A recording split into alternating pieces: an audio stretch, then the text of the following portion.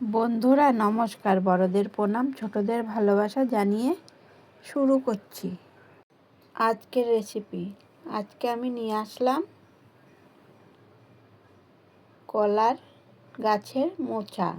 আমরা তো মোচা বলি, আপনারা কি বলেন কমেন্ট করে জানাবেন। দেখুন, মোচাটা আমি ছাড়িয়ে নিচ্ছি। মোচার ভর্তা তৈরি করব। কে কে মোচার ভর্তা খেয়েছেন কমেন্ট করে জানাবেন বন্ধুরা। সবগুলো আমি ছাড়িয়ে নেব।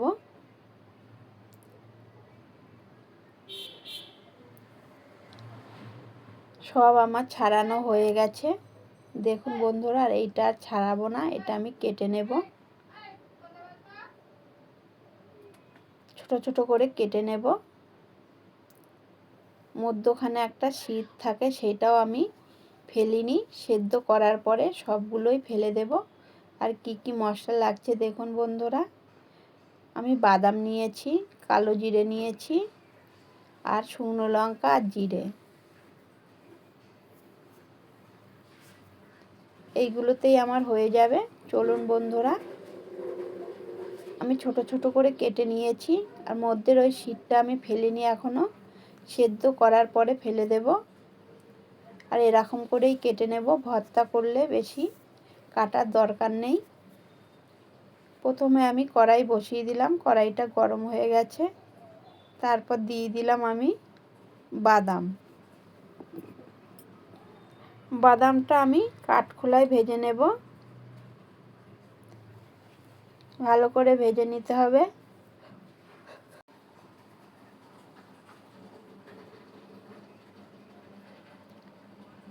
বাদাম ভাজা আমার হয়ে গেছে। এরপর আমি সর্ষের তেল দিয়ে দিলাম। এই রান্নাটা সর্ষের তেলেই করবেন। সর্ষের তেল দিয়ে দিলাম। এবার লঙ্কাগুলো আমি ভেজে তুলে নেব। লঙ্কা ভেজে তুলে নিলাম। এবার আমি দিয়ে দেব কালো জিরে আর জিরে। এবার আমি এইটাও হালকা করে ভেজে নেব, যেন পুড়ে না যায়। একদম আঁচটা অল্প দিতে হবে।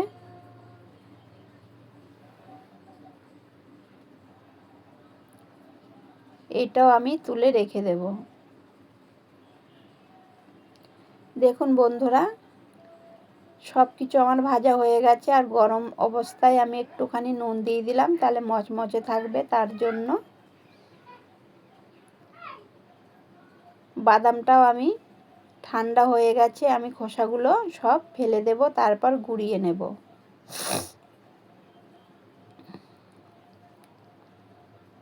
ওই কড়াইয়ে আমি জল দিয়ে দিলাম।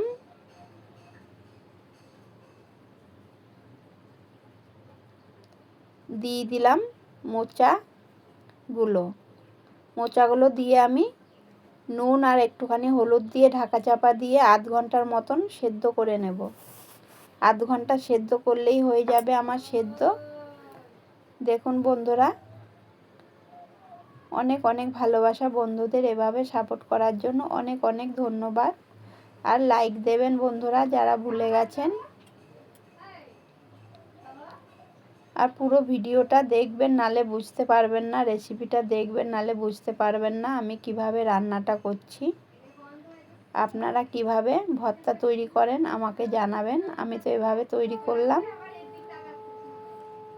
মশলাটা আমার ঠান্ডা হয়ে গেছে। এবার আমি নুনটা দিয়েছিলাম, নুনটা দিয়ে হাতে করেই আমি মেখে নিচ্ছি, গুঁড়িয়ে নিচ্ছি। লঙ্কাটাও আমি গুঁড়িয়ে নিচ্ছি। এভাবে করেই আমি সব গুঁড়িয়ে নেব।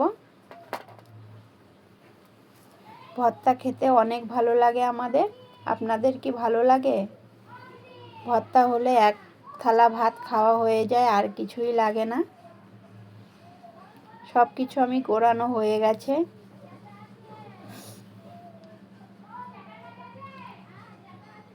কি সুন্দর হয়েছে দেখতেই পাচ্ছেন। বাদামটাও আমি গুঁড়িয়ে নিয়েছি। আস্তে আস্তে আছে, একটু একটু বুঝতেই পাচ্ছেন।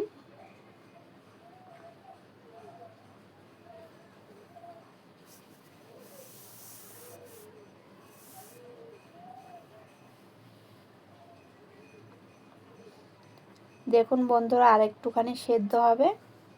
একবার ঢাকা খুলে দেখিয়ে দিলাম। আর অল্প আছেই রান্নাটা করছি আমি। দেখুন সেদ্ধ হয়ে গেছে। এবার আমি তুলে নেব, তুলে ঠান্ডা করে নেব।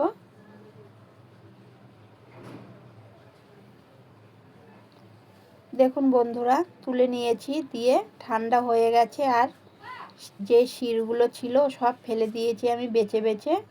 এইগুলো ফেলে দিতে হবে, নালে ভালো লাগবে না। এবার আমি মিক্সচারে একটুখানি বেটে নেব। আপনারা চাইলে শিলেও বেটে নিতে পারেন।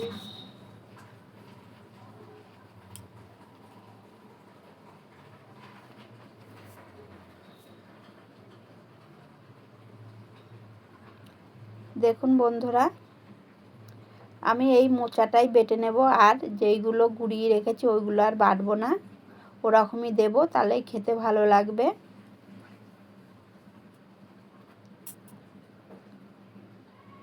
বাটা আমার হয়ে গেছে বন্ধুরা। দেখুন এবার দিয়ে দিলাম বাদাম গুঁড়ো। আর একটুখানি আমি রেখে দিয়েছি, পরে দিয়ে দেব। মশলাটাও দিয়ে দিলাম। এবার হাতে করে আমি মেখে নেব। দিয়ে দিলাম সর্ষের তেল, কাঁচা সর্ষের তেল দেবেন, অনেক ভালো হয় খেতে বন্ধুরা।